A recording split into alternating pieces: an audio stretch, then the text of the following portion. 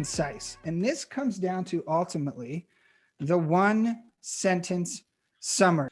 So a one sentence summary tells them what they do. It's just like if you go into NEYC. So if you go into the application, you go to apply and you go to apply summer 2012 and you edit, this is the very first question, or no, this one right here. Decide what your company does in 50 characters or less, right? That is the one sentence summary. What is your company going to make? Describe what it is and or will do. They do it in 50 characters or less. So before I tell you how to do it correctly, there's some things you want to avoid in this one sentence summary. You want to avoid complexity, mystery, and jargon. Complexity, here's an example from a real company.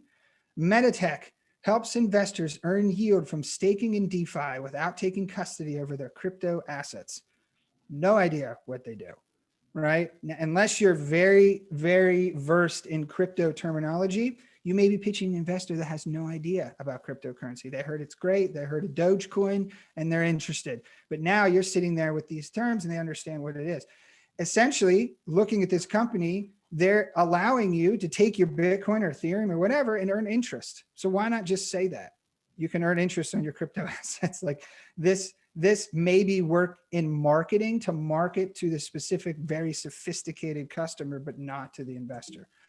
And then we look at mystery. And this is often one I see all the time, that they think like, I want to hook them, right? Like I think Jim, it was saying, get their attention. So they use this mystery where it feels like a really, and I won't even say movie trailer. I will say literally a movie.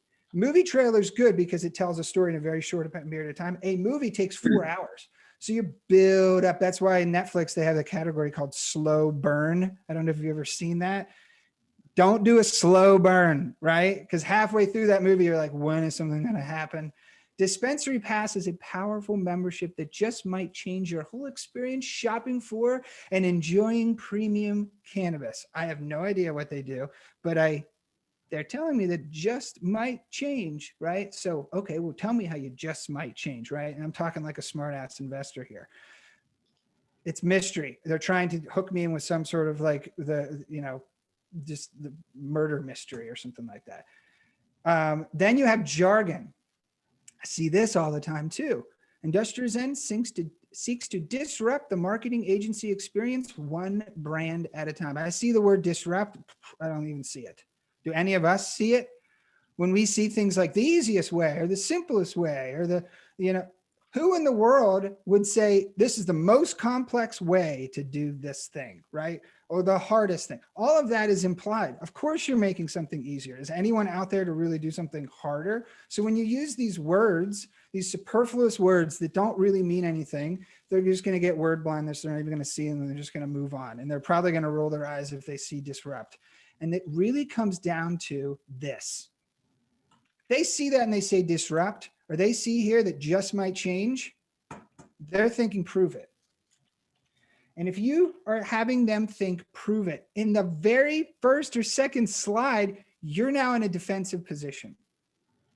If I said to you, I'm pitching Uber and I say, tap a phone, get a ride, is there really much to prove there? I mean, maybe prove like, can you actually do that? But the concept is you tap your screen and you get a ride. Like it just tells you what it is. And so if I said Dropbox, I'm enabling file sharing, you're not saying, oh, prove it. You're not thinking prove it. You're thinking, oh, interesting. Okay, I get it. Okay, that's what it is. But if you're putting them in a position where they're like, well, how do you know? How do you know you're going to disrupt the thing? And now you're in a bad position because now you've got to prove everything. So if you look at Uber, Uber is a mobile app that allows anyone to tap a button and get a ride. Is that like super dramatic? Could Uber have said like, we are going to disrupt the entire transportation industry and everything will be on demand? They could have said that, but what's the investor going to say in the early days of Uber? When I was at Vimeo and Josh, who was running Busted Tees at the time, left Vimeo, we didn't know where he went. And then we found out he was working for this black cab mobile app company. And he was the second employee or third employee as the GM of the New York office. We all thought he was dumb. We were like, nobody in New York takes a black cab. That's ridiculous. We were all saying, prove it, right? So it's there's no drama to this. Airbnb, is an online marketplace that connects people who want to rent out their homes with people who are looking for accommodations in that locale. That's it. I can look at it and go, okay, I get that. Now I'm thinking rent out their homes. Wow, that's interesting. I've never, because think about it, at the time, nobody was doing that. So just through that lack of drama and them not trying to like grandstand, it creates interest. Now, Zoot Interactive is developing a mobile app to help college students find free food on campus in partnership with organizations to increase traffic at their event. Pretty easy. Oh, okay. Tell me more. Let's go on. Right? You've piqued my interest. Now I don't feel dumb throughout the whole presentation of like trying to figure out what you do. I can easily understand what you do. Now here's a formula to do this. It's a very simple copywriting formula. Name, company name, helps audience do this thing through some sort of how, right? Or you can take out helps. You can just say this helps this through this. And then for these ones usually work for ones who have not launched. So something is building this to help this do this, right? So if you look at Design for Decks helps startup founders, the audience, build winning pitch decks through interactive live monthly workshops. So solution is build winning pitch decks, and the how is through interactive live monthly workshops. Now, I would say we could even prove this a little bit more and say, helps seed startup founders, right? Or Series A or somewhere I could get even more specific.